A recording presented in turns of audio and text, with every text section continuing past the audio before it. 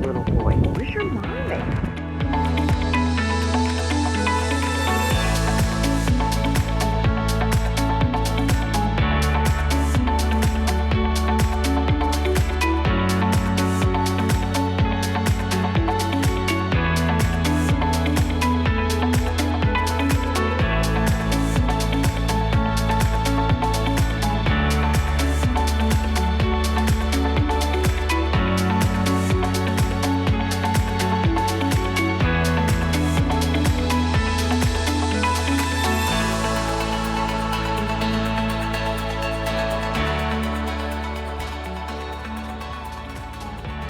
Hi everyone, welcome to Taking Care of You with Mrs. Magoo. I'm Mrs. Magoo.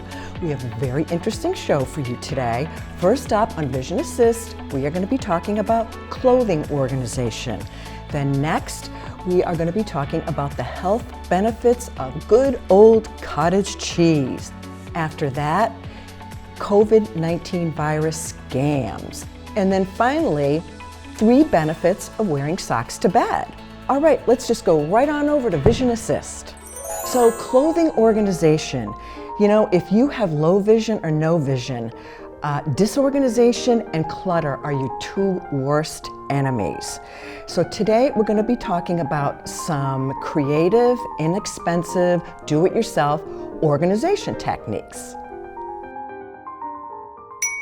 So first of all, let's talk about drawer space in your closet. You know, many years ago, I had a drawer where I kept all my socks, my handkerchiefs, my headbands, and my silk scarves. They were all piled in one drawer, all in one big heap. So when I used to have to go get dressed in the morning, it was an exhausting exercise of frustration. But you know what? I never fixed it because I just didn't want to take the time. So one day I had to blow my nose, so I took out what I thought was a handkerchief, and it turned out it was a sock. So I said to myself, it's time to get organized. What I did was I started collecting containers of all different shapes, sizes, and materials. For instance, here's a nice container. It was either cookies or candy in it, so I saved that. This is a container I got at the dollar store. They've got tons of containers there. Now this is a container, we were getting rid of an old refrigerator. So this was on the shelf of the doors on the refrigerator. I think there was 4 of these, so I took those off and I saved all of those. I also saved the vegetable drawers. Actually, I took a vegetable drawer and I put all my scarves, hats, and gloves in a vegetable drawer, and then I put it on a shelf in the closet. And then here I have baskets. Baskets are great, all different shapes and sizes. And then of course boxes, shoe boxes, Amazon boxes, but save all different shapes and sizes. You know, there's a lot of clothing organization products that you can buy, but I always feel like if you just use something at home, why not? Why spend the money? So here, I'm organizing my sock drawer. So I went looking through my containers and I found 3 containers which made a custom fit to that particular drawer. So I put my socks in this box, I put my scarves and my headbands in this box, and then I put my handkerchiefs in this box, and it fits pretty much perfectly in my dresser drawer. And you know, you can pretty up these containers. You could use contact paper on them, you could wrap them in foil, you could do a little decoupage on them. It seems like so many people are stuck at home now. It would be a nice little project and you could exercise your creativity. It's always fun to make something yourself. All right, so why don't we move on now to hanging clothes in the closet. So when it comes to organizing using hangers in your closet, experts say that you should organize your clothes by color. So I have a few different colors and types of hangers here. Now, this is a black hanger. Now, what I would do is I would hang anything that's white on this hanger, because obviously the contrast, it will show up really well. So when you see, and this is kind of a velveteen type hanger, so when you see a black hanger that's velveteen, you know whatever is on this hanger is white, whether it be a blouse, skirt, pair of pants.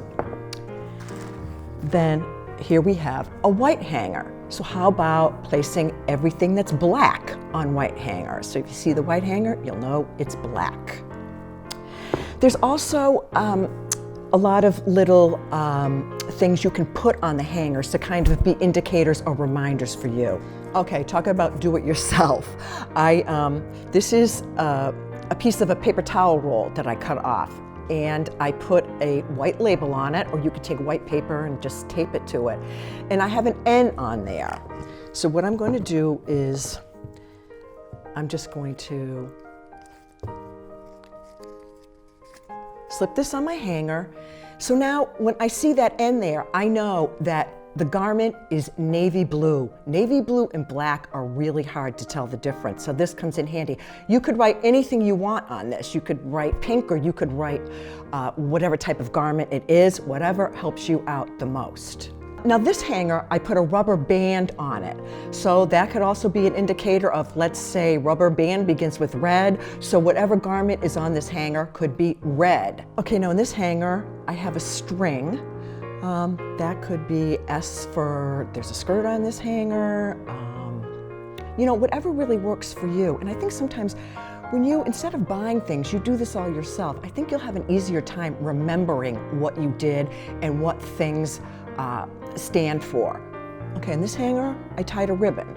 So here again, that could be symbolize whatever you need it to symbolize. Okay, now this hanger, I've put a clothespin on it. It's a wood clothespin, so it's kind of a tannish color. So maybe this garment could be a tan color or a taupe color. Other ways you can use clothespins. So here what I've done with the clothespin is I have a little sort of card here. I can write whatever I want on it, pink blouse, whatever I need to tell me what is on that hanger. And here I'm using the clothespin again. If you have to write really big, or there's a couple of things you want to write, you could use a piece of paper this size too. And another use for the clothespins I found really, really extremely helpful.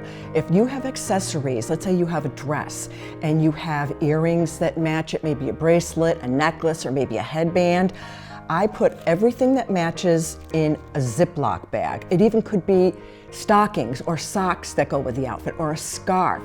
I put all my accessories in a Ziploc bag and I just clothespin it to that particular garment. So it's wonderful. You're going to go out, you take your hanger and you've got everything there. All you need to do is put on a pair of shoes and you're good to go.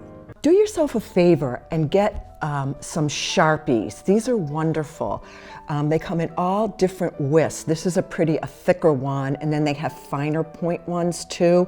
I mean, you can get them anywhere, CVS, Walmart, Amazon. But the lower your vision, probably the thicker you want your Sharpie. The lines you make are gonna be thicker. Okay, one other thing I wanted to talk about was necklaces. My necklaces were all in a twisted, knotted heap in my jewelry box. So one day I ran across a hanger like this. This is a pants hanger. So it's got a wooden dowel. You slip your pants on here, and then you just close it up like that. So what I did was I took my necklaces and I started stringing them along here. I closed it up, and you'll have something that looks like this. So now I just put the hanger in my closet, so all my necklaces are there. I can feel them very easily to figure out which is which, and it makes your life so much easier. I know when you go to set up your drawers in your closet, it takes time to do it. But in the end, it will be so worth it when you don't have to waste your time and frustration trying to find stuff, especially when you get dressed first thing in the morning. Who wants to get in the frustration zone first thing in the morning? Because you'll probably be in it for the rest of the day. So make things easy on yourself and get organized, invest that initial time, and you'll be glad that you did. On the next episode, we will talk about some products and devices that can help you organize your closet as well. Okay, coming up next, cottage cheese. What can it do for us? Good old cottage cheese.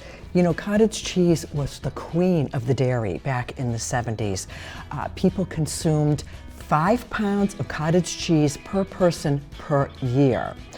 But then thanks to clever marketing, yogurt came along and became very popular, and people kind of soured on cottage cheese.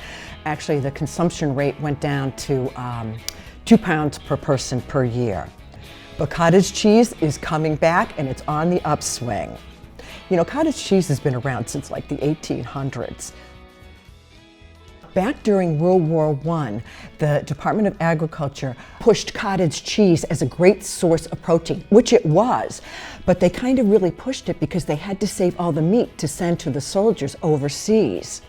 Cottage cheese is a protein powerhouse. 1 cup of cottage cheese contains half your daily recommended requirement for protein. That's pretty good. Cottage cheese has as much protein as yogurt does.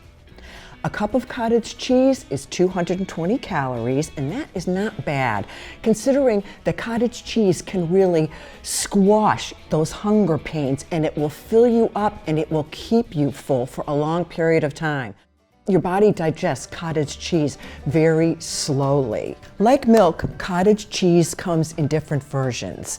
There's full fat, low fat, and no fat. But think about the trade-off here. When you go with a low-fat version, it's going to contain preservatives, it's going to contain artificial flavors, sweeteners. So you know what? Is it really worth saving that 50 extra calories to go with the low version? I don't think so. I would always stick with the full-fat cottage cheese, and you know why? It tastes so much better. Now, dairy fat does not pose the same threat as saturated fat does. You know, the type of fat that you find in meats. Now, cottage cheese has just 4 ingredients. There's milk, culture or acid, cream, and salt. If you go for the flavored versions or the low-fat versions of cottage cheese, you're going to be getting sweeteners, stabilizers, preservatives, and thickeners. Yuck. Yuck. So when you go to the grocery store, check those labels. Cottage cheese is good for your nerve and blood cell health. It's got B vitamins in it. It has phosphorus. It has half of your daily requirement of phosphorus. And phosphorus is great for energy and protecting your bones. Cottage cheese is a great replacement for yogurt if you don't like that tangy taste. You can also lower the calories in your pasta dishes by substituting cottage cheese for ricotta cheese. I actually like the cottage cheese better because it adds a little bit of texture to the dish. You can also put cottage cheese in your blender, blend it till it's smooth, and you can use that as a substitute for sour cream in all your dips and dressings. Cottage cheese goes fabulously with a lot of different foods. I have a scoop of cottage cheese with my scrambled eggs in the morning. They go really well together, and actually some people even make omelets and they use the cottage cheese as their filling. You can have it with fruit, with berries.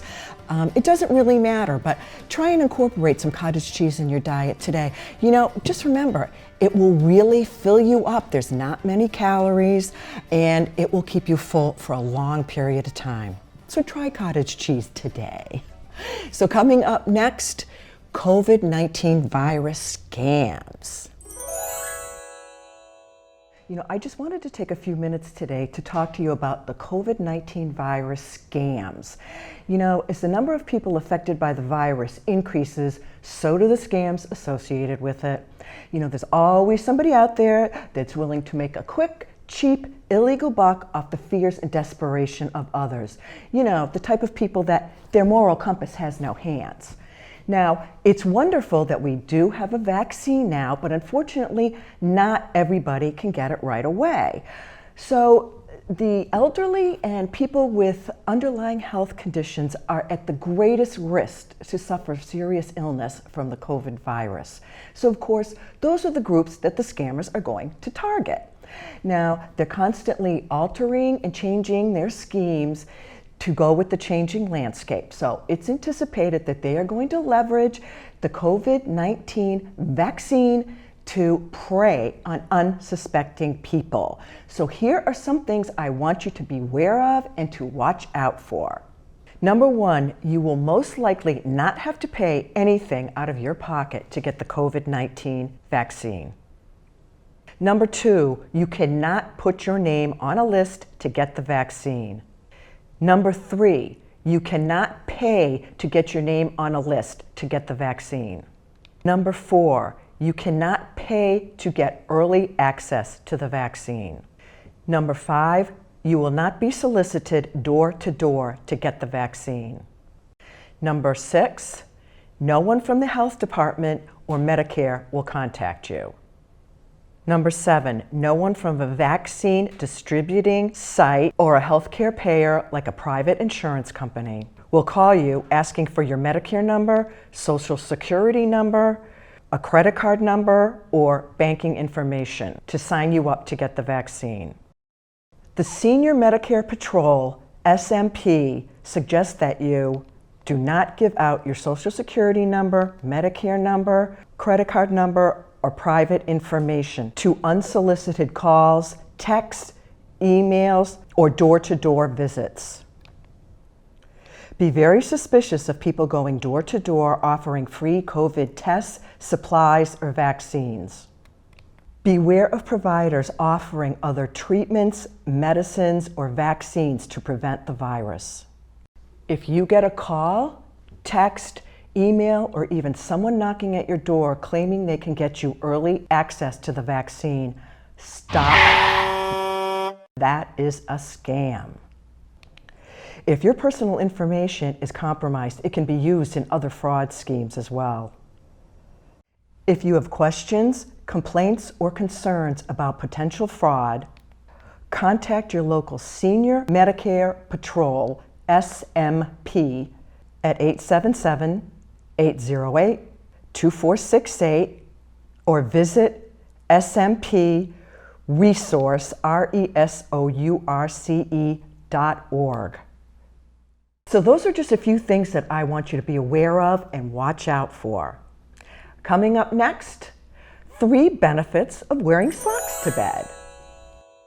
Okay, 3 benefits of wearing socks to bed. Number 1, the National Sleep Foundation has said that warming up your feet before you go to bed helps you fall asleep faster. There was a study in 2007 that proved that people who wore socks to bed fell asleep faster than those who didn't. So that's a pretty good reason to wear socks to bed, I think.